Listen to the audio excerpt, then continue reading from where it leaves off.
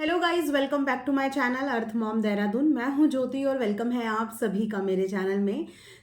पहले ये मेरा हमेशा से एक पैटर्न होता था कि मैं रात के 10 बजे की वीडियो मैडम और जनाब के लिए लेके आती थी। फिर मैं उनकी वीडियो व्लॉगिंग से बहुत बोर हो गई और मैंने अपना ये पैटर्न चेंज कर लिया। लेकिन अब मुझे लगता है कि फिर से इस पैटर्न को हमें फॉलो करना पड़ेगा और रात को 10 बजे मैडम और जनाब के लिए मुझे वीडियोस का अपना जो सेशन है वो वापस से रीस्टार्ट करना पड़ेगा। उसका रीज़न ये है कि अभी मैं एक्चुअली देखना चाहती हूँ साहिबा की प्रेगनेंसी जर्नी। प्लस मैं ये भी जानती हूँ कि मेरे बहुत सारे नए सब्सक्राइबर ऐड हुए हैं जो कि अलग अलग व्लॉगर्स को फॉलो करते हैं और वो मैडम और जनाब की fake vlogging, fake family vlogging, hypocrisy को बहुत अच्छे से नहीं जानते हैं। सो गाइस, मैं आप लोगों की फीलिंग्स की इक्वली रिस्पेक्ट करती हूँ, लेकिन मैं आप लोगों से ये भी रिक्वेस्ट करती हूँ कि आप एक बार ज़रूर इनके बारे में रिसर्च करके देखिएगा।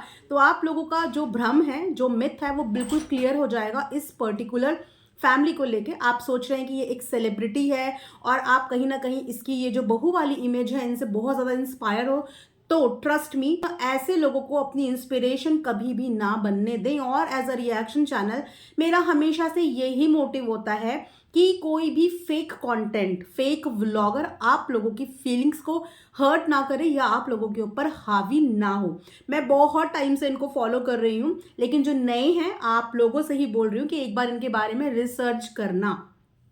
दूध का धुला हुआ यहाँ पे कोई नहीं है और ये वाले व्लॉगर तो बिल्कुल भी नहीं है।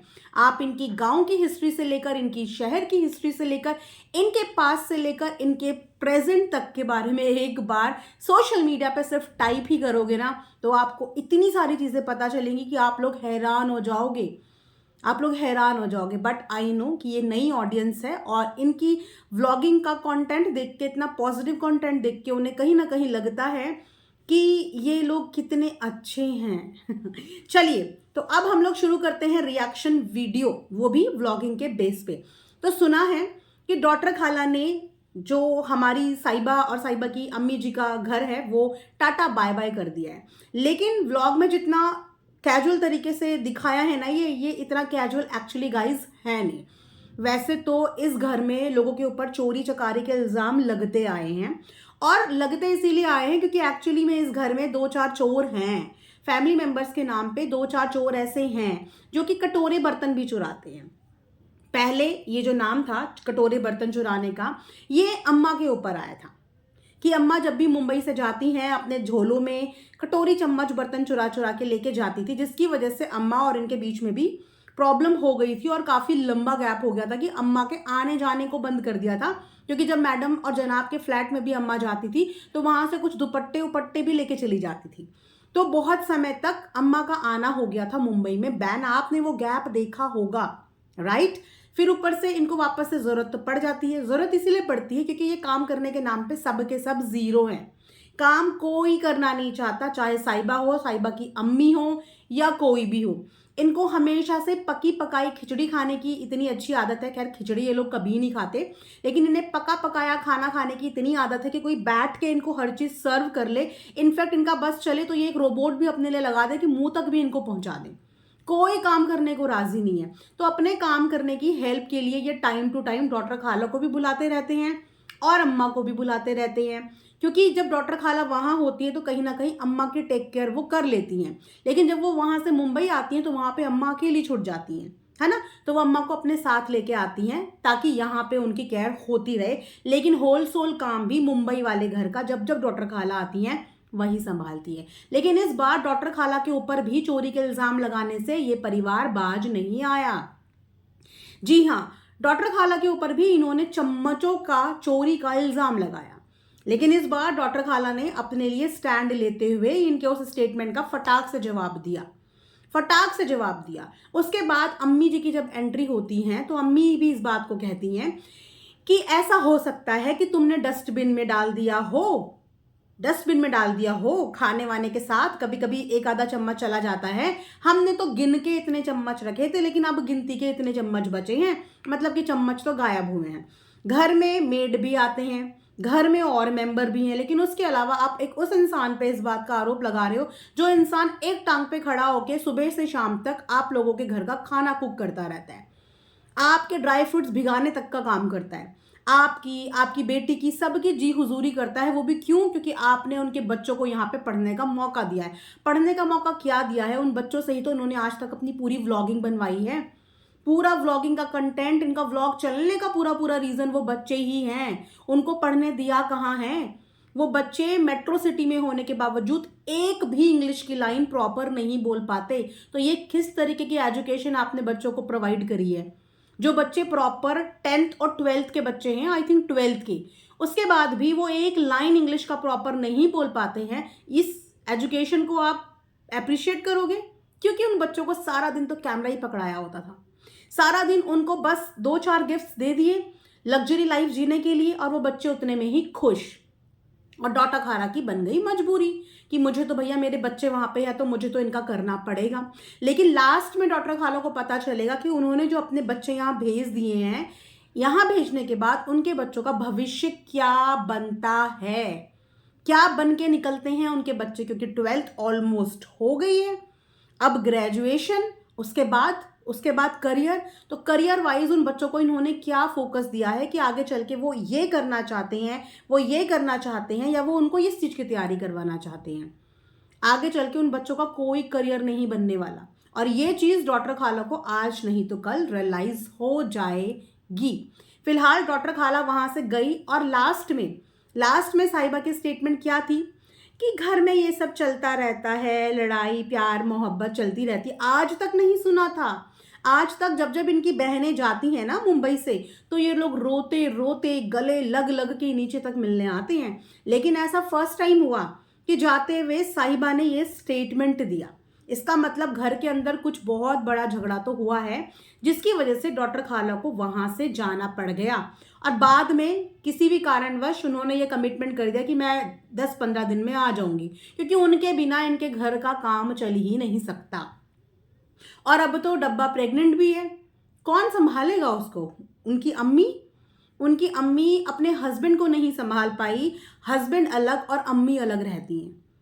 हस्बैंड की पूरी टेक केयर वहां पे ऊपर होती है, उनके लिए 2-2 असिस्टेंट लगे हुए हैं वहां पे। तो जो वाइफ अपने हस्बैंड की टेक केयर नहीं कर पाई हैं, वो अपनी प्रेग्नेंट बेटी की टेक केयर कैसे करेंगी? उसके लिए उन्हें हमेशा डॉक्टर खाला की जरूरत पड़ती है, जो वो नहीं कर पाएंगी। तो डॉक्टर खाला ने 10-15 दिन के बाद वापस आने का कमिटमेंट तो करा है, जो कि वो आ भी जाएंगी। मजबूरी का नाम महात्मा गांधी। उसके बाद अब हम आते हैं जनाब के ऊपर। जनाब काफी दिन से गायब नजर आ रहे हैं। क्यों? 1 महीना हो गया है जनाब के लास्ट व्लॉग को, और 1 महीने से जनाब ने कोई व्लॉग नहीं डाले। कोई भी व्लॉग, मतलब कोई भी व्लॉग नहीं। लेकिन अभी स्क्रॉल करते करते मेरी फीड में एक न्यूज़ आती है, एक न्यूज़ जो कि बॉलीवुड सेलिब्रिटीज़, टीवी इंडस्ट्री के लोगों से रिलेटेड न्यूज़ देते हैं। तो उस न्यूज़ में मैं सडनली देखती हूँ कि ब्लैक कलर की ड्रेस में जनाब नज़र आ रहे हैं। मैंने कहा फटाफट सा स्पीड बढ़ा के देखूं कि क्या न्यूज़ है, क्या खबर है अंदर की। फिर उसके अंदर मुझे पता चलता है कि जनाब भी एक नए शो की तैयारी में लगे हुए हैं। जनाब एक ऐसे शो का हिस्सा बन सकते हैं इसीलिए बोलूंगी क्योंकि पूरी सिचुएशन आप सुनो।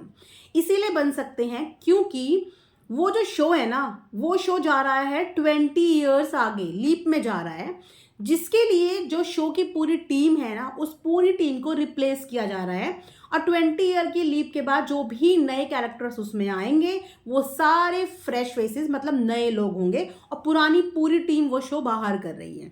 उसके लिए चल रहे हैं लुक टेस्ट, और उस लुक टेस्ट में जनाब भी गए हैं। जनाब के साथ साथ 1-2 लोग और भी लुक टेस्ट करने के लिए गए हैं। लेकिन जनाब ने अपने रेट इतने ज़्यादा हाई पिच करे हैं, तो वहाँ पे कंडीशन ये भी हो सकती है कि जनाब को ना लिया जाए, क्योंकि जनाब ने कुछ ज़्यादा ही पैसे मांग लिए हैं। कुछ ज़्यादा ही, मतलब बहुत ज़्यादा ही पैसे मांग लिए हैं। तो ये भी चांसेस बताए जा रहे हैं कि बजट इशू की वजह से हो सकता है कि जनाब उस शो का पार्ट ना बने। लेकिन हाँ, जनाब उस शो के लिए लुक टेस्ट करवाने के लिए गए थे। अब यहाँ पे आ जाते हैं हमारी और आप सबकी प्यारी मैडम के ऊपर, क्योंकि मैडम से ना लोग बहुत ज़्यादा इंस्पायर्ड हैं। अब वो लोग हैं जो मैडम की रियलिटी नहीं जानते। सो अगर आप चाहेंगे तो मैं आपको मैडम की रियलिटी बताते हुए वापस से रिपीट में कोई वीडियो बना दूंगी। वैसे मैंने पहले बहुत सारी एक्सपोज वीडियोस बनाई हैं मैडम से रिलेटेड, बट जो नए हैं, अगर आप चाहेंगे तो मैं आपके लिए बना दूंगी। बाकी आप भी अपने एंड पे कहीं पे भी मैडम का नाम लिख के एक्सपोज डालोगे ना, तो आपको उनकी इतनी एक्सपोज वीडियोस मिल जाएंगी, आप अपने लिखे हुए कमेंट पे रिग्रेट करेंगे कि हमने किस इंसान को क्या समझ लिया। एक्चुअली आप रिग्रेट करेंगे। ये जिस शो में भी मैडम हिस्सा बनी हुई है, वहां पे फैमिली वीक चलता है, जहां पे जो मैडम के को कंटेस्टेंट है ना, सबने अपनी फैमिली के स्पेशल स्पेशल मेंबर्स से रिलेटेड डिशेस बनाई जो उनकी पसंद की थी, अपनी मेमोरीज जो थी उन्हें रिफ्रेश करी। किसी ने अपनी मदर के लिए, किसी ने अपने फादर की पसंद का, किसी ने अपनी चाइल्डहुड मेमोरी का, सबने अपनी अपनी तरीके से फैमिली वीक पे डिशेस बनाई। लेकिन मैडम का ऑब्सेशन कभी जनाब से हटा ही नहीं है। मैडम का ऑब्सेशन आज तक भी अपने जनाब से हटा ही नहीं है। और इस चीज़ को आप बोल सकते हो कि मैडम ने अपने जनाब के लिए भरपूर कॉम्प्रोमाइज़ किया है, भरपूर कॉम्प्रोमाइज़, और आज भी करती हैं। लेकिन उसके बदले में मैडम को कुछ मिलता नहीं है अपने जनाब की साइड से, ना ही कोई सपोर्ट, ना ही कोई मोरल सपोर्ट। भले ही मैडम उनके नाम की माला जपती रहे कि मुझे इतना सपोर्ट किया, लेकिन वो सपोर्ट हमें कभी नहीं दिखा। अब आप देख लीजिए, कंपैरिजन करके दिखाती हूँ। जिस समय पे जनाब एक रियलिटी शो का हिस्सा थे, मैडम कितनी एक्टिव होती थी। छोटा सा बच्चा उसे ले लेके सेट में जाती थी, एवरी एपिसोड में वहां नजर आती थी, सबके लिए अपने हाथ से लिटरली कुक करके इतना इतना लेके जाती थी, अपनी अपीयरेंस वहां पे देती थी, अपनी स्टोरी, जनाब के साथ लाइव में आना, हर चीज में बढ़ चढ़कर मैडम प्रमोशन करती रहती थी अपने जनाब का, अपने जनाब के शो का, भरपूर योगदान। लेकिन जब मैडम इस शो का हिस्सा बनी, तो आप खुद बता दीजिए कि इनके हस्बैंड ने अपनी वाइफ को कितना प्रमोट किया होगा, उसको कितना मोटिवेट किया होगा, या उसकी डिश को कितनी बार शेयर किया होगा। इस पूरी जर्नी में भी, अभी तक जिस शो की मैडम हिस्सा है, उस जर्नी में मैडम को कई बार अप्रिशिएट भी किया है। क्या जनाब ने वो क्लिप्स कट कर कर एक बार भी अपनी स्टोरी पे शेयर करी? इनफैक्ट अपनी छोड़िए, मैडम का इंस्टाग्राम तक हैंडल करने के लिए इन्होंने कोई नहीं रखा हुआ है। बाकी आप सबके इंस्टाग्राम हैंडल्स देखिए और मैडम का देखिए, मैडम की कोई कट करी हुई क्लिप्स नहीं है, कुछ भी नहीं है। और मैडम का योगदान बहुत ज़्यादा था इनके समय पे। तो जनाब इतने ज़्यादा बिजी कहाँ पे हैं? लेकिन जब फैमिली वीक में डिशेस बनाने की बात आई, तो मैडम को अपने जनाब के अलावा कोई याद नहीं आया, कोई याद नहीं। जो लोग इनके व्लॉग फॉलो करते थे, करते हैं, क्योंकि मैं भी करती थी एक टाइम पे, तो मुझे भी बहुत अच्छे से पता है कि जनाब की फेवरेट डिश कौन सी है, जो मैडम कई बार वो नॉनवेज रेसिपी बना के दिखाती थी। और अगेन मैडम ने वही नॉनवेज रेसिपी अपने जनाब के लिए बनाई, जो हमने अक्सर व्लॉग में देखी, अक्सर। इनफैक्ट जो लास्ट शो था जनाब का, वहाँ पे भी जब सेट में ले जाने की बात थी, तो मैडम वहाँ पे भी अपने जनाब की फेवरेट डिश बना के ले गई थी।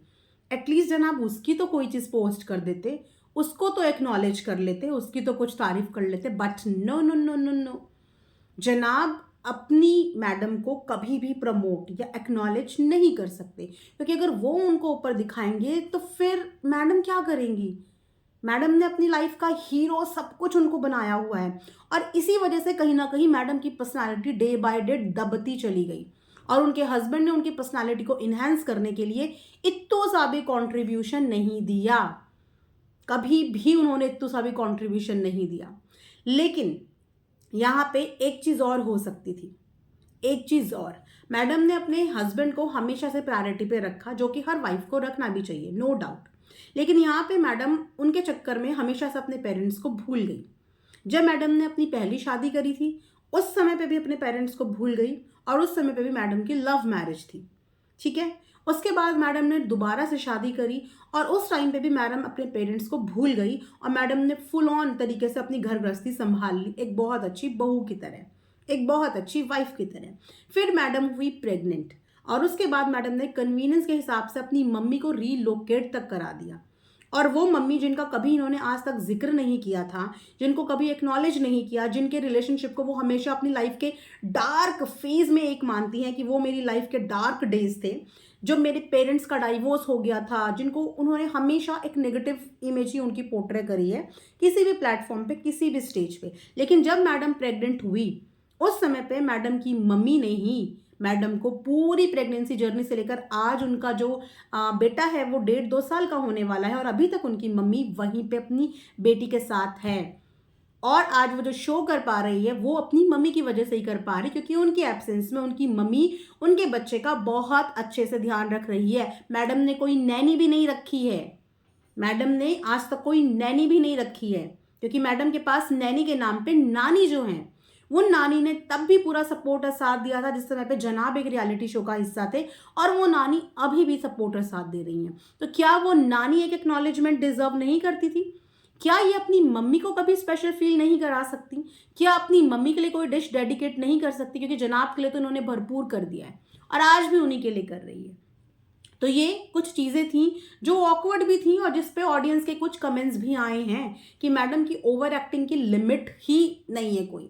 मतलब एक इंसान कितनी ओवर एक्टिंग कर सकता है और कितना स्वीट बन सकता है, कितना स्वीट, जितना स्वीट एक्चुअली ये लोग अपना रिलेशनशिप स्टेटस दिखाते हैं ना एक दूसरे के साथ, एक्चुअल में ऐसा स्वीट रिलेशनशिप इनका है ही नहीं।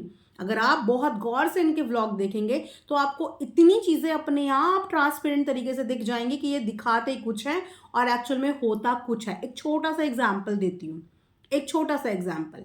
अभी जो साहिबा हैं उन्होंने अपनी प्रेगनेंसी रिवील करने के बाद अपनी फैमिली मेम्बर्स के लिए गिफ्ट लिए। इनकी जो भाभी जी हैं, मैडम जी, उन्होंने एक फ्लॉप लेबल भी यहाँ पे लॉन्च किया था जो बहुत अच्छा चला नहीं।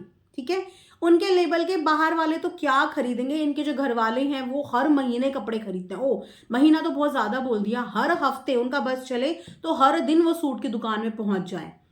उन्होंने अपने बहू के उस लेबल से कितने कपड़े खरीदे होंगे? सिर्फ उतने जितने उनकी बहू ने उन्हें गिफ्ट करे, और एक आधा जो दिखाने के लिए व्लॉग में। उसके अलावा अपनी खुद की बहू के लॉन्च करे हुए ऑनलाइन ऐप से, ऑनलाइन शॉपिंग ऐप से इन्होंने कुछ परचेज नहीं किया, तो आप बाहर वालों से क्या बोलोगे? ये बाहर की चीज़ें खूब परचेज करते हैं। अब जो साहिबा ने बांटने के लिए अपनी फैमिली मेंबर्स के लिए सूट लिए, वो सारे बाहर से खरीदे, वो सारे के सारे बाहर से खरीदे। अपनी भाभी के ब्रांड से, लेबल से कुछ भी नहीं लिया, प्लस उसमें भाभी के नाम का कोई सूट नहीं था, भाभी के नाम का कोई सूट नहीं था, जिसकी वजह से साहिबा को बहुत सारे लोगों ने नेगेटिव कमेंट्स भी करे हैं, उनको भी याद दिलाया है कि भैया तुम्हारा जो ये पूरा परिवार है ना, इसको जो ये स्टैंडर्ड आज मिला है, आज तुम लोग जिस लायक बने हो, उसमें बहुत बड़ा योगदान तुम्हारी भाभी का है। और जो कि एक्चुअली है, जिस चीज़ को मैं कभी डिनाई नहीं करूँगी, एक्चुअली उनका योगदान है। लेकिन ये जो फैमिली है, इन्हें बहुत अच्छे से पता है कि भाभी को कैसे जेब में रखना है, और भाभी को बहुत अच्छे से पता है कि इन लोगों को कैसे कंट्रोल रखना है। सबको एक दूसरे को कंट्रोल करने की पावर इन सबके हाथ में है। जो भाभी के लिए इन्होंने कोई सूट नहीं लिया, उनके नाम का कोई सूट नहीं दिखा, लेकिन जब भाभी घर से बाहर एक कदम भी कहीं निकालती है ना, तो घर के एक एक मेंबर के लिए गिन गिन के लेके आती है। एक एक पीस नहीं, दो दो तीन तीन चार चार कपड़े लेके आती है एक एक मेंबर के लिए, छोटे से लेकर बड़े तक के लिए। लेकिन इन्होंने एक इतने स्पेशल मोमेंट पे अपनी भाभी का सूट नहीं दिखाया। राइट, ऑकवर्ड था ना। चलो, इसके अलावा अगर आप गौर करेंगे साहिबा की इंस्टाग्राम स्टोरी पे, साहिबा उन सबकी स्टोरी शेयर कर रही है जिन जिन ने साहिबा को साहिबा की प्रेगनेंसी के लिए कॉन्ग्रेचुलेट किया है, कर रही है ना। लेकिन कॉन्ग्रेचुलेट का मैसेज एक इंस्टाग्राम पे मुझे सुनने में आया कि इनके भाई ने भी किया था, लेकिन भाई वाली स्टोरी इन्होंने शेयर नहीं करी। वो छोड़िए, अभी भी अगर आप इनकी स्टोरी जाके चेकआउट करेंगे तो वहां पे आपको एक पोस्ट भी नजर आएगा, जिस पोस्ट में क्या लिखा हुआ है, जिस पोस्ट में ये लिखा हुआ है कि जो ऑनलाइन रिश्ते होते हैं ना, वो रियल रिश्तों से भी ज़्यादा इंपॉर्टेंट होते हैं, ज़्यादा करीबी होते हैं। कुछ इस तरीके की कोटेशन है, एग्जैक्ट वर्डिंग्स मुझे याद नहीं आ रही है, आप वो जाके ज़रूर देखना। इन्होंने कंपैरिजन करा है और ऑनलाइन रिश्तों को इंपॉर्टेंस दी है रियल रिश्तों से ज़्यादा। ये वही लोग हैं जो हर जगह स्टेज पे जाके अपने रिश्तों का डंका बजाते हैं, कभी भाई बहन की बॉन्डिंग, कभी सास बहू की बॉन्डिंग, कभी भाभी ननद की बॉन्डिंग, कभी माँ बेटे की बॉन्डिंग, और आज खुद खुल्लम खुल्ला इंस्टाग्राम पे स्टोरी डाल दी कि ऑनलाइन रिश्ते ज़्यादा अच्छे हैं रियल रिश्तों से। और आपको पता है बैकग्राउंड में म्यूजिक कौन सा है? बैकग्राउंड में म्यूजिक डाला है, जब तक हो चांदनी रात देता है हर कोई साथ, तुम मगर अंधेरों में ना छोड़ ना मेरा हाथ, ना कोई है ना कोई था जिंदगी में तुम्हारे सिवा, तुम देना साथ मेरा ओ हम नवा। ये वाला गाना लिटरली बैकग्राउंड में लगाया गया है। क्या मतलब है इस गाने का? क्या मतलब है? तो दया कुछ तो गड़बड़ है। अब क्या गड़बड़ है वो हमें कभी नहीं पता चल सकती, कभी नहीं, मतलब कभी नहीं, क्योंकि एक्चुअल में ये लोग बहुत मंझे हुए एक्टर हैं और अपनी फेक इमेज के लिए ये इतने ज़्यादा पॉजिटिव हैं कि उस फेक इमेज का चोला ये कभी फुल एक्सपोज भी हो जाए ना, तब भी नहीं उतारेंगे, तब भी उस चोले को पहन के रखेंगे। ये लोग नहीं उतार सकते हैं क्योंकि एक्टर हैं भाई, एक्टर हैं, यही दिखा दिखा के तो यहाँ तक पहुंचे हैं। तो ये चीज़ ये लोग कभी भी नहीं करेंगे। हाँ, इस पे पॉलिश जरूर कर लेंगे, लेकिन अंदर ही अंदर बहुत सारी चीज़ें चलती रहती हैं। तो मैंने सोचा चलिए एक छोटा सा रिएक्शन वीडियो मैं मैडम और जनाब को देखने वाले उन तमाम फैंस के लिए बना देती हूँ जो इनके ऊपर रिएक्शन बहुत ज़्यादा पसंद करते हैं। और यस, आप सबने जो पिछली वीडियो है उस पर बहुत ज़्यादा प्यार दिया था, इसीलिए मैंने सोचा चलिए एक और रिएक्शन मैं बना देती हूँ। और टाइम टू टाइम मैं इस पर बनाऊंगी क्योंकि अभी तो पार्टी शुरू हुई है, एक्चुअल जर्नी तो अभी शुरू हुई है। अब देखते हैं कि मामा और मामी क्या आगे चल चल के करते हैं। और साहिबा की प्रेगनेंसी जर्नी डेस्परेटली देखना चाहती हूँ मैं। प्रेगनेंसी जर्नी साहिबा के ऊपर भी डेडिकेटेड वीडियो और रिएक्शंस में लेके आती रहूंगी क्योंकि बहुत सारे पॉइंट्स दिए हैं साहिबा ने भी रोज के टाइटल पे। तो इसके लिए हम लोग नेक्स्ट वीडियो में बात करेंगे क्योंकि फिर ये वीडियो हो जाएगा बहुत लंबा और मैं आप लोगों का ज़्यादा टाइम भी नहीं लूंगी और ज़्यादा बोर भी नहीं करूंगी। तो आप भी कोई आपके पास अपडेट हो या कोई पॉइंट हो जो आप चाहते हो कि मैं नेक्स्ट वीडियो में ऐड ऑन करूं, मैं जानती हूँ कि आपके ब्रेन मेरे से कई ज़्यादा तेज चलते हैं और जो पॉइंट्स जो चीज़ें मैं स्किप कर जाती हूँ वो आप लोगों की नोटिस में रहते हैं। तो फटाफट कमेंट सेक्शन में बता देना कि दीदी आप ये भूल गए हो या ये ऐड नहीं करा, नेक्स्ट वीडियो में वो ऐड कर दूंगी मैं फटाक से, ठीक है। तो जिन्होंने चैनल को सब्सक्राइब नहीं किया है, देरी किस बात की, जल्दी से सब्सक्राइब कीजिए। मिलेंगे नेक्स्ट वीडियो में, तब तक अपना ढेर सारा ध्यान रखो। Thanks for watching earth Mom Dehradun.